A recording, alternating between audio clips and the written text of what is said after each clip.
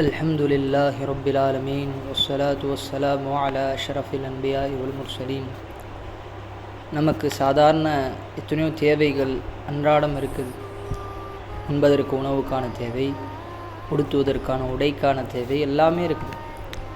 அதிலும் மிக முக்கியமான தேவை என்ன? நம்முடைய செல்வம், நாம் சம்பாதிக்கக்கூடிய செல்வம். காசு பணம் என்பது ஒவ்வொரு மனிதனுக்கும் அன்றாட மிக முக்கியமான தேவை. ஆனால் இந்த காசு பணம் நமக்கு வரும்போது அளவோடு இருந்தால், ஆசையோடு நம்ம அதை எடுத்துக்கொண்டால் அது நமக்கு பிரயோஜனம் தரும். பேராசையாக அளவுக்கு மீறினால் அதுவே நமக்கு பாதிப்பாக ஆகும். ஏனென்றால் இந்த செல்வத்தின் மூலமாகத்தான் பலவித பிரச்சனைகள், சண்டைகள், உறவு முறிவுகள் எல்லாமே இந்த செல்வம்தான் மிக பெரும் காரணமாக இருக்குது. நல்லா இருந்த இரு சகோதரர்கள், நல்லா இருந்த குடும்பம் பிரிஞ்சதுக்கான காரணம் பார்த்திங்கன்னா அதுக்கு பின்னாடி ஒரு செல்வம் தான் இருக்கும்.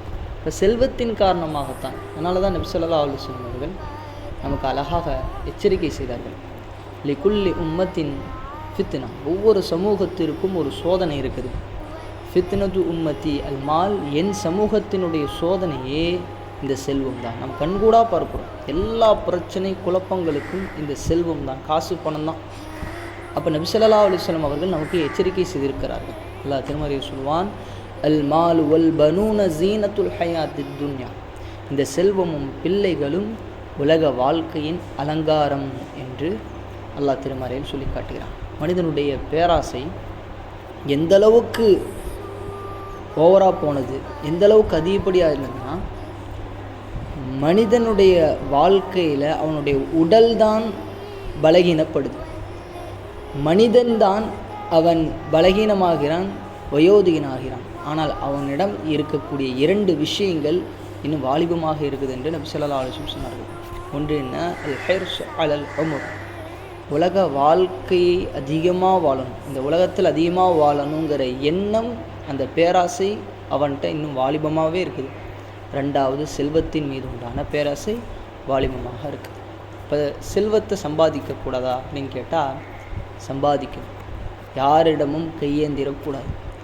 நம்முடைய உழைப்பு, நம்முடைய கரத்தால், நம்முடைய திறமையால் நாம் சம்பாதிக்க வேண்டும். யாரை நம்பி நாம் வாழக்கூடாது, யாரிடத்திலும் கையேந்தக்கூடாது.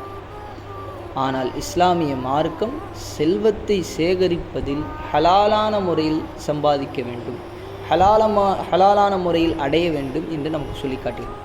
பெருமானார் ஸல்லல்லாஹு அலைஹி வஸல்லம் சொல்வார்கள், இன்னல்லாஹ தொய்யிப் லா யக்பலு இல்லா தொய்யிபன், அல்லாஹ் சுத்தமானவன், பரிசுத்தமானவன்.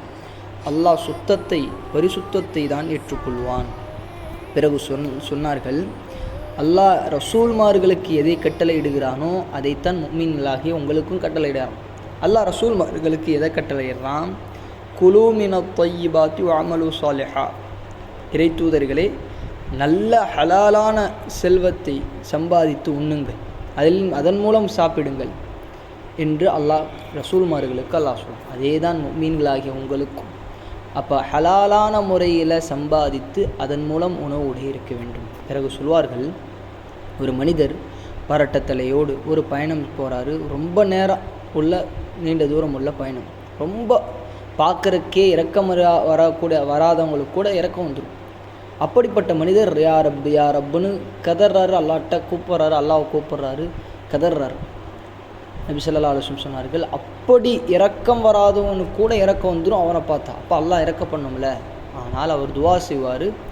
ஆனால் நபி சொன்னார்கள், மத்அமுஹு ஹராம் மல்பசுஹு ஹராம் குதிய பில் ஹராம், அவனுடைய சாப்பாடு ஹராமான செல்வம், அவனுடைய உடை ஹராமானதில் உள்ளது, எல்லாமே ஹராமாக இருக்கும்போது அவன் துவா செய்தால் அல்லாஹ் அவனுடைய துவாவை எப்படி ஏற்றுக்கொள்வான் என்று நபி ஸல்லல்லாஹு அலைஹி வஸல்லம் சொன்னார்கள். இப்போ நாம் யோசிக்க வேண்டும், அல்லாஹ் ஒரு அடியானுடைய, ஒரு முஸ்லீமுடைய துஆவை ஏற்றுக்கொள்ளணும்னா முதலாவது அவனுடைய உணவு, உடை, சம்பாத்தியம் ஹலாலானதாக இருக்க வேண்டும். சஅத் இப்னு அபி வக்காஸ் ரலியல்லாஹு அன்ஹு நபிகிட்ட வந்து, அல்லாஹ்வின் தூதரே, நான் என்ன துவா செஞ்சாலும் அல்லாஹ் என்னுடைய துவாவை ஏற்றுக்கொள்ளும், நான் என்ன செய்யணும்? நபி ஸல்லல்லாஹு அலைஹி வஸல்லம் ஒரே வார்த்தை சொன்னார்கள், அத்திப் மத்அமக் தகுன் முஸ்தஜாபத் தஅவா, உன்னுடைய உணவை தூய்மையாக்கி கொள், ஹலாலானாக இருக்கும், அல்லாஹ் நீ செய்யக்கூடிய துவாலாம் ஏற்றுக்கொள்வான் என்று சொன்னார்கள். ஒரு கவலம் ஹராமான உணவு வயிற்றுக்குள் சென்று விட்டால் 40 நாட்களுடைய அமல் பாலாக போய்விடும். யோசிக்க வேண்டும். இன்று சர்வசாதாரணமாக ஹலாலுடைய பேணுதல் இல்லாமல் ஹலால் ஹராம் என்று பாராமல் நம்முடைய உடலில் எத்தனையோ வித உணவுகள் போதும். நம்முடைய ஆடைகள், நம்முடைய செல்வங்கள் எல்லாம் ஹலாலானதா ஹராமானதா நாம் யோசித்து பார்க்க வேண்டும். நம்முடைய முன்னோர்களில் உள்ள பெண்கள் தங்களுடைய கணவன்மார்களோ மகன்களோ சகோதரர்களோ வியாபாரத்திற்கு போகும்போது அவங்கள்ட்ட சொல்லுவாங்களாம், இன்னா நஸ்பிரு அலல் ஜூ பல நஸ்பிரு அலன் நார். நாங்கள் சாப்பிடாமல் இருக்கக்கூடிய அந்த பசியை கூட தாங்கிக் கொள்ள முடியும், ஆனால் ஹராமான உணவை உண்டு அதன் மூலம் நரகத்தை எங்களால் பொறுமை காக்க முடியாது என்று சொல்வார்கள். அப்போ நம்மளுடைய முன்னோர்கள் சஹாபாக்கள் எல்லாம் ஹலாலான உணவை உண்வதில், ஹலாலான சம்பாத்தியத்தில் ரொம்ப பேணுதலாக காட்டுவாங்க. அபூபக்கர் ரலியல்லாஹு அன்ஹு அவருடைய ஒரு அடிமை, அவர் உணவு கொண்டு வந்து வைக்கிறார். அபூபக்கர் ரலியல்லாஹு அந்த சாப்பிட்றாங்க. எப்பொழுதுமே கேட்டுட்டு சாப்பிடுவாங்க, இது எங்கேருந்து வந்ததுன்னு. அன்னைக்கு பசியோடு இருந்ததுனால சாப்பிட்டுட்டாங்க. அந்த அடிமை கேட்குறாரு, எப்போவுமே கேட்பீங்க, இன்னைக்கு கேட்கலையே அப்படின்னு. பிறகு அபூபக்கர் ரலியல்லாஹு கேட்கும்போது அவர் சொல்வார், நான் அறியாமை காலத்தில் இஸ்லாம் ஏற்றுக்கொள்வதற்கு முன்பாக குறி சொல்லி ஏமாற்றி சம்பாதித்த பணம், அதிலிருந்து உங்களுக்கு உணவு வாங்கிட்டு வந்தேன்னு சொல்லுவார். உடனே அபூபக்கர் ரலியல்லாஹு அதை கேட்டவுடன், இது ஹராமான செல்வமாச்சே, உடனே தன்னுடைய வாயில் கையை விட்டு இருக்கக்கூடிய சாப்பிட்டு எல்லாத்தையும் வாந்தி எடுப்பார். வாந்தி எடுத்துட்டு சொல்லுவார், இந்த ஹராமான உணவு உள்ளே போனதுக்கு அது வெளியே கொண்டு வருவதற்கு என்னுடைய உயிர் தான் போகுங்கிற ஒரு வழி இருந்தால் என்னுடைய உயிரையும் நான் போக்கியிருப்பேன், ஏனால் ஹராம் உள்ளே போயிடக்கூடாது என்று அபூபக்கர் ரலியல்லாஹு உறுதியாக இருந்தார்கள் ஹலாலான விஷயத்தில். இமாம் அபூ ஹனீஃபா ரஹ்மத்துல்லாஹி அலைஹி ஒரு குறையை சொல்லி தன்னுடைய வேலைக்காரர் விற்காதனால அதன் மூலம் கிடைத்த லாபம் எல்லாத்தையும் சதகா செஞ்சார். இப்படி நாம் பார்க்கிறோம். சின்ன பிள்ளைகளிலிருந்தே இந்த ஹலால் ஹராம் பேணுதலை, ஹலால்னா எது, ஹராம்னா எது, எது செய்யணும் எது செய்யக்கூடாது எல்லாத்தையும் பிள்ளைகளுக்கு கற்றுக் கொடுக்கணும். ஹசன் ரலியல்லாஹு அன்ஹு ஒரு பேரித்தம்பழத்தை எடுத்து சாப்பிட்லான்னு போவார், ஒரு சிறிய பிள்ளை. ஆனால் நபி ஸல்லல்லாஹு அலைஹி வஸல்லம் சொல்வார்கள், இது நமக்கு ஆகுமானதல்ல, இது ஹராமாக கூட இருக்கலாம், நீங்கள் இதை தொடக்கூடாது என்று நபி ஸல்லல்லாஹு அலைஹி வஸல்லம் அந்த சிறிய பிள்ளைகளுக்கும் கற்றுக் கொடுக்கிறார்கள். வரலாற்றில் நம் எத்தனையோ சம்பவங்களை நம்ம பார்க்கிறோம். ஹலாலான சம்பாத்தியத்தில் பரக்கத், ஹராமான செல்வத்தில் அந்த பரக்கத்தை மட்டுமல்ல அவருக்கும் பாதிப்பு, அவருடைய செல்வத்திற்கும் பாதிப்பு, அவருடைய சந்ததிகளுக்கும் பாதிப்பு என்பதை நாம் உணர வேண்டும்.